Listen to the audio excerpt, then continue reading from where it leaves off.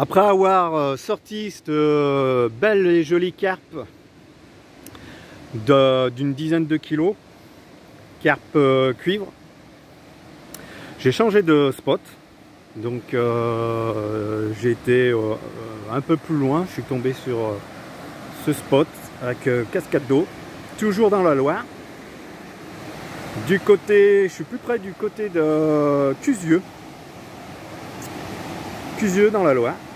Donc voilà. Tiens, j'ai fait peur à des hérons.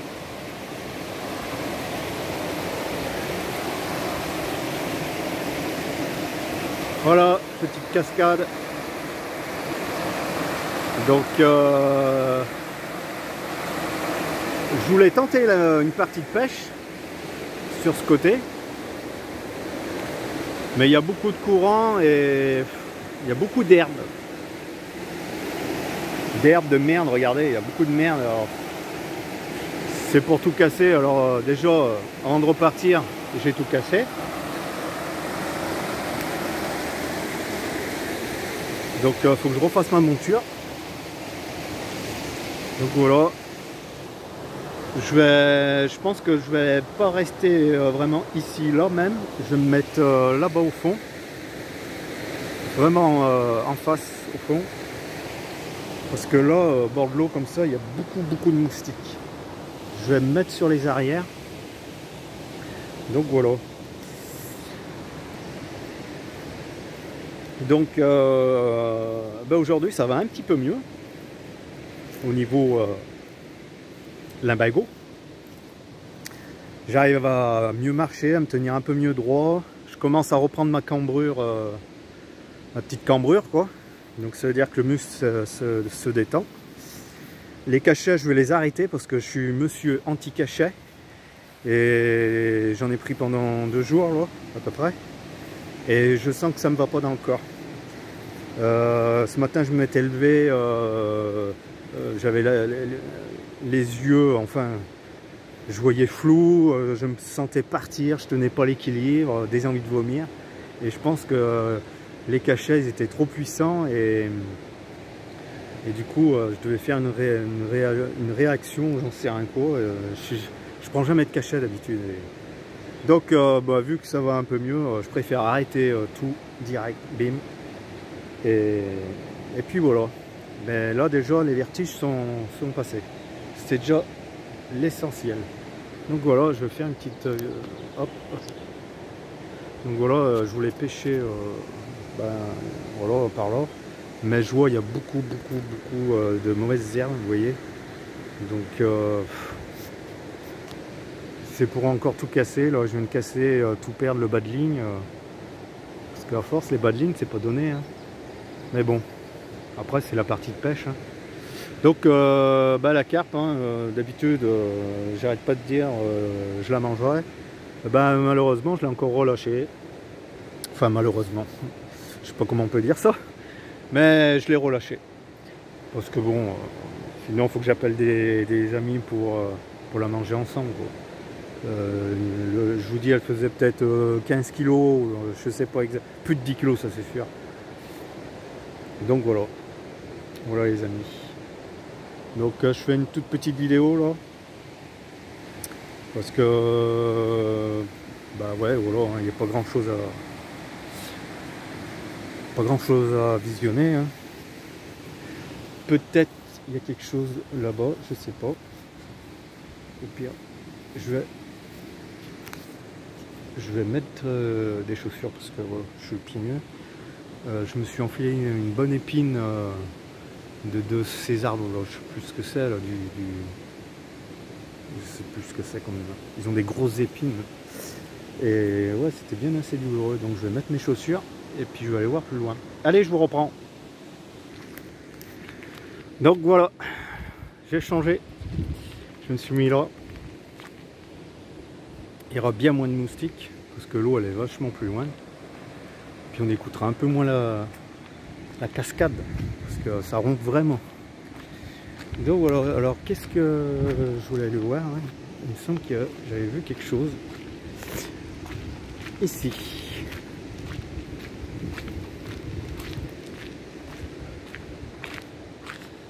Tac tac tac, qu'est-ce qu'il y avait là? Donc pour les 30 ans, espace naturel.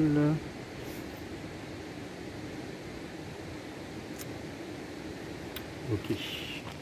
Ah bah si, le 2 juillet, c'est pas encore. Vendredi 2 juillet. Donc visite guidée, casse-croûte, concert. Ok. Pour les 30 ans. Espace naturel. Ouais, parce qu'il excusez-moi. Il y a un parcours apparemment pour visiter tous des plantes, des choses comme ça, un peu naturelles. Ça c'est joli aussi. Attendez. Hop.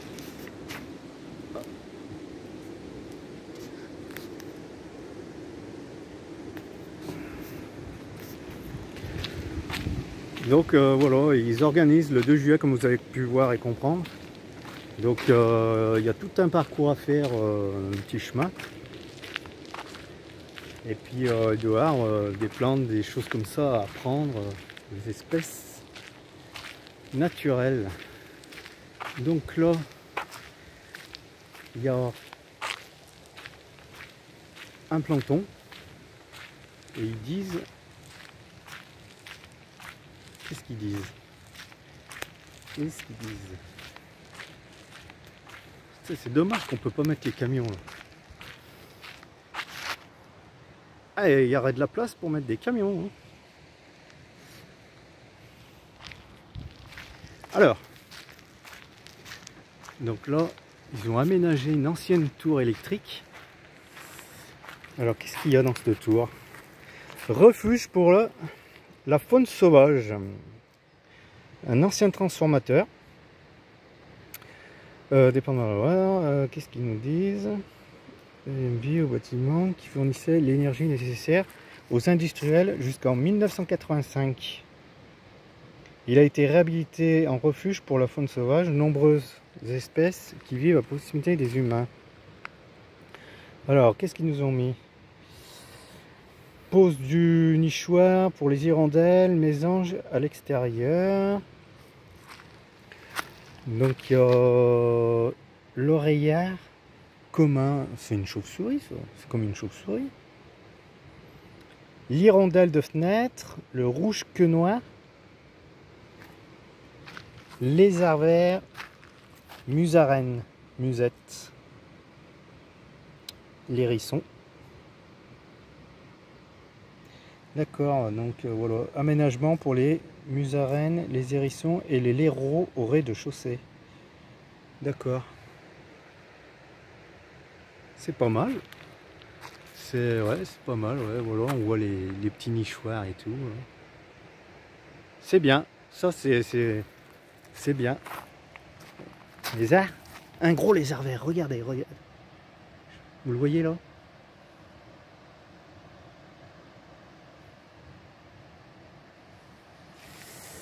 Je lui ai fait peur. Je le vois plus. Je le voyais, il me semblait que je le voyais sur la caméra. Je le vois plus. Bah, il doit y en avoir des espèces là. De toute façon. Ouais.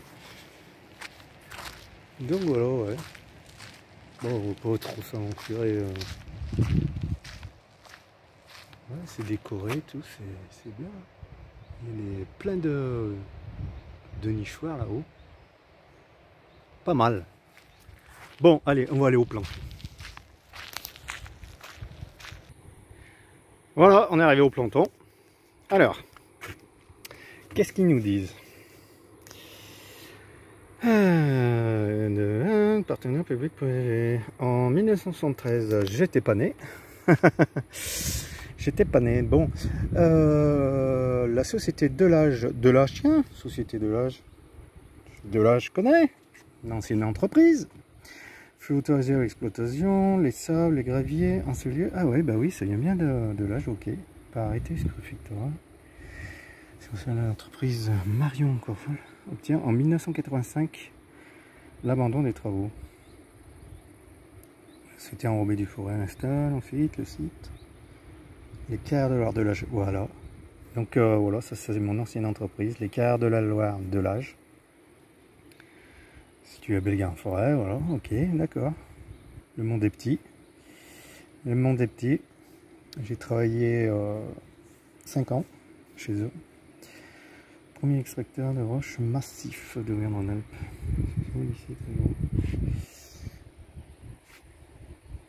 Ah, il a fallu 44 000 salariés dans le monde à la position prééminente sur le marché du ciment, du béton et des agglomérats.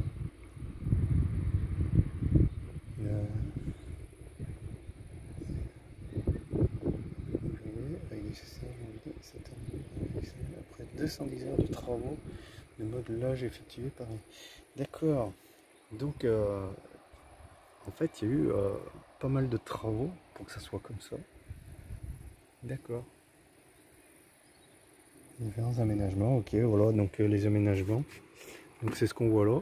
Là, la petite boutasse, là, voilà. Donc Odyssée-Grière, il y a de ces noms. La création de pont de mare, le crapaud calamite. Qu'est-ce qu'il y a? Des odipodes turquoise.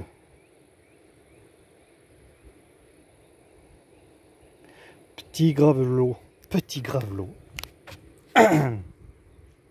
Fauvette grisette. Eh ben. Installation de plage de galets pour le petit gravelot. Plantation de haies champêtres pour la... Ah, ok. Et le fameux roi des ciels, Milan noir. Le Milan noir, d'accord. Nous on dit souvent... on n'a pas là d'ailleurs.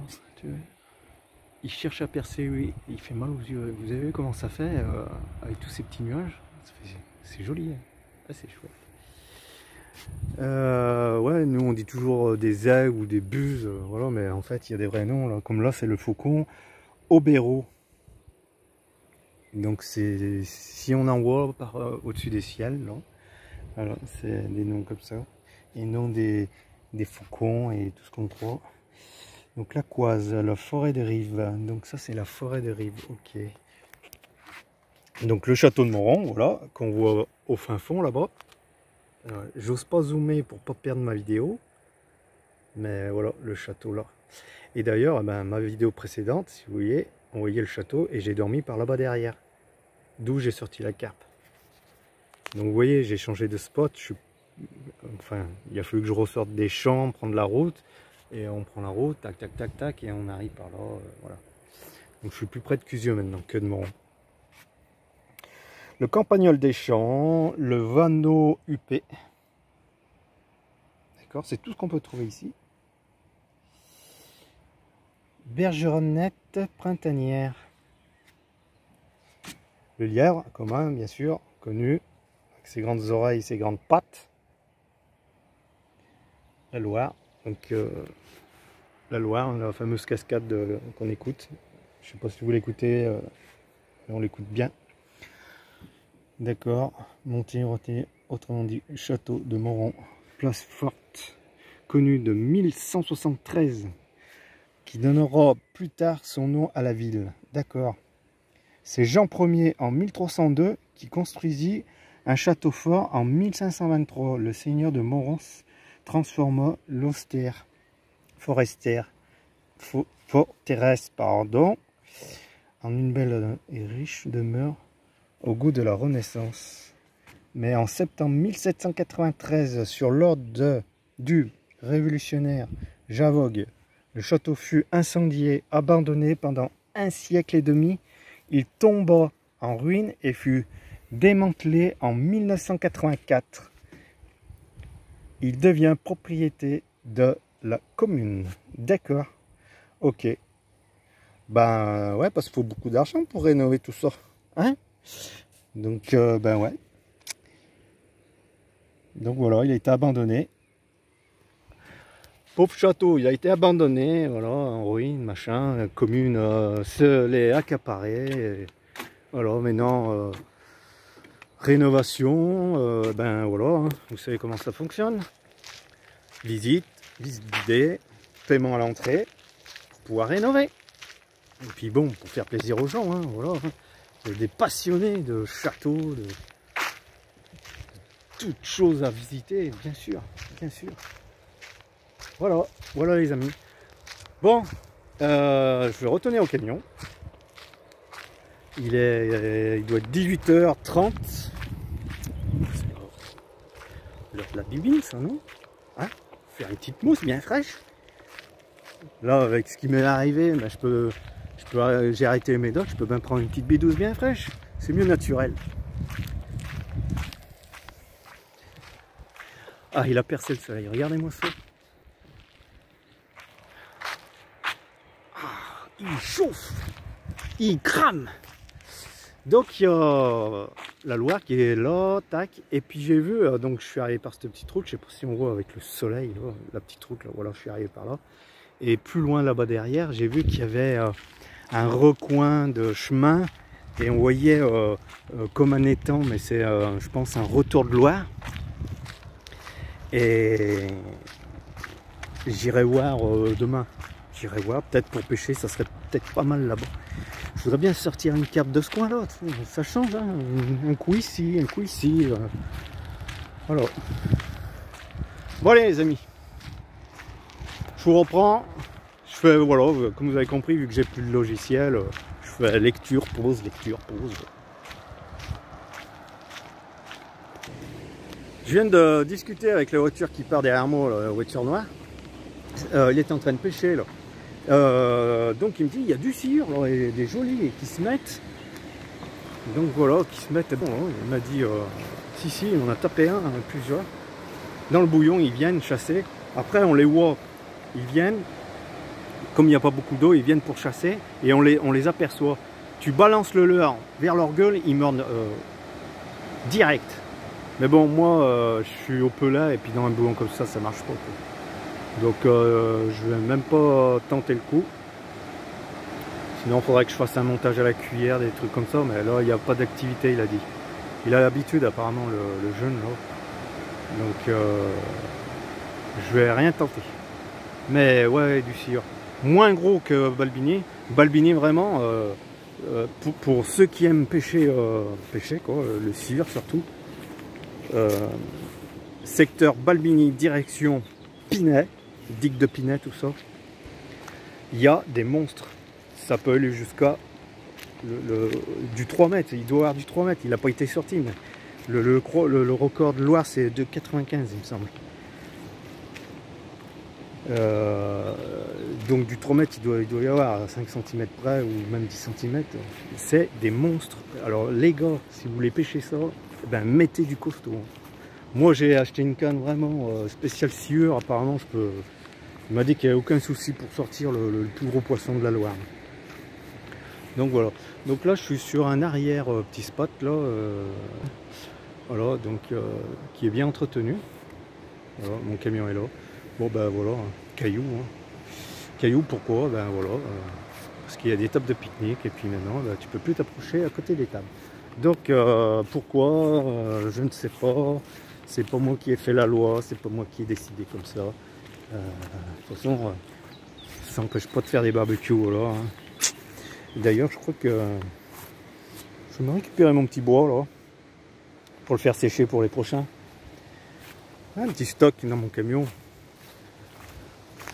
Donc voilà, alors attendez, je vais quand même aller jusqu'au panneau, savoir qu'est-ce qu'ils disent. Puis on finira cette vidéo ici. Voilà, voilà. Mais en tout cas, je suis bien content les amis, hein, de pouvoir enfin remarcher. Ça fait du bien. Ça fait du bien. Alors, sentier de la forêt vierge. Oh, elle est vierge. Mince. Alors, les Deux Becs. Donc, on est sur une propriété départementale des Deux Becs. Donc, voilà, voilà. Donc, ouais, bah voilà, feu de camp, machin, tout interdit. Ce qui est un peu normal. On préserve la faune sauvage. Ça, c'est tout à fait normal. Motocross interdit, ouais, bah, heureusement. 30 minutes, 1,2 km. Chaussures de marche ou bottes nécessaires. Restez sur le sentier. Attention, zone inondable. Ok. D'accord. Et pieds nus, non, on peut? Mince.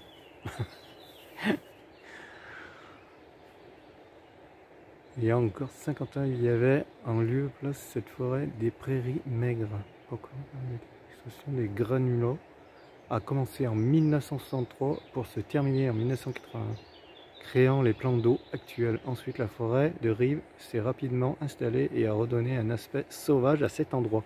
Oui, bien sûr. Comme on dit, la nature reprend ses droits. Et il le faut. Il faut que la nature reprenne ses droits. Parce que à cette allure, les champignons et les tours en béton, c'est moche. C'est très moche. Moi, je peux pas. Moi, ça, oui, là, je vis. Là, moi, c'est mon domaine.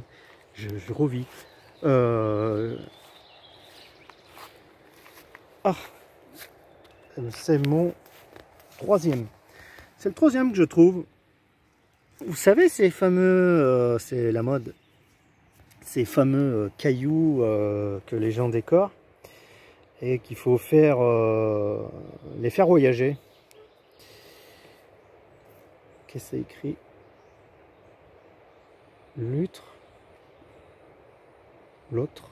42. L'autre 42. Voilà. Voilà. Ben, je vais le faire voyager celui-là, et vous savez où il va atterrir?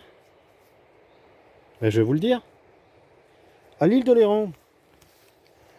Puisque dans une semaine, je m'en vais sur l'île d'Oléron. Voilà, voilà, les amis. Sans chercher. C'est sans chercher qu'on trouve. Faut pas s'amuser à chercher, hein, comme ça. Sinon ça... Non, ça vient pas. Et pour vous dire, ah oui, pour vous dire aussi, je sais pas si c'est de la chance ou si c'est quoi. C'est pas la première fois que ça m'arrive. Donc là, le caillou, sans chercher, il me tombe sous les yeux.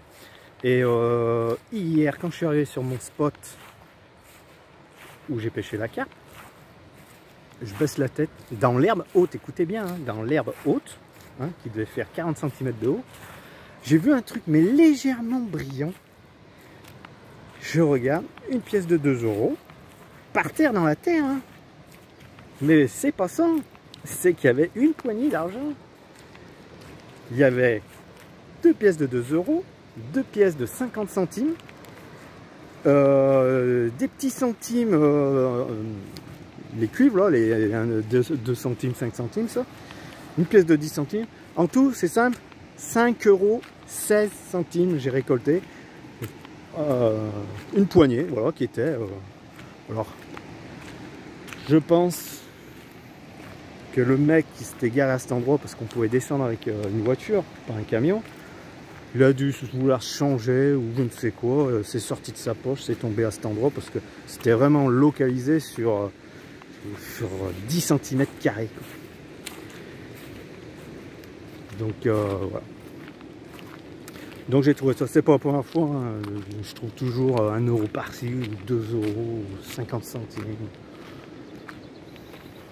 C'est ça aussi la balade, hein. On trouve de tout, pas que des sous, de tout, c'est pas de n'importe quoi. J'ai trouvé, vous savez même quoi, et, vous allez rigoler. Avant que je reprenne ma carte de pêche et que je me rachète du matos,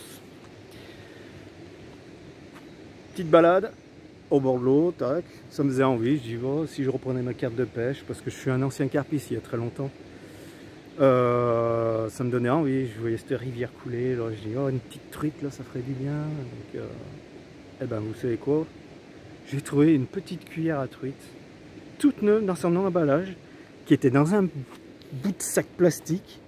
Alors pareil, il a dû l'échapper, c'est resté là, donc je l'ai récupéré, hein. Et c'est là qu'après j'ai repris ma carte de pêche, racheter les cannes et tout le tralala, quoi. Donc voilà les amis, donc ça fait du bien de pêcher aussi, de pose des tentes, tac, ping, quand il fait beau, c'est pas mal.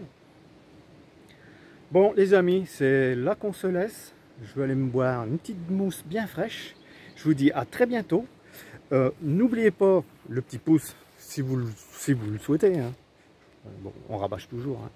Donc likez, commentez, abonnez-vous si vous le désirez pour voir mes prochaines aventures, si ça vous intéresse. Et puis voilà, moi maintenant je vous dis bonne soirée et à très bientôt. Allez, bisous bisous.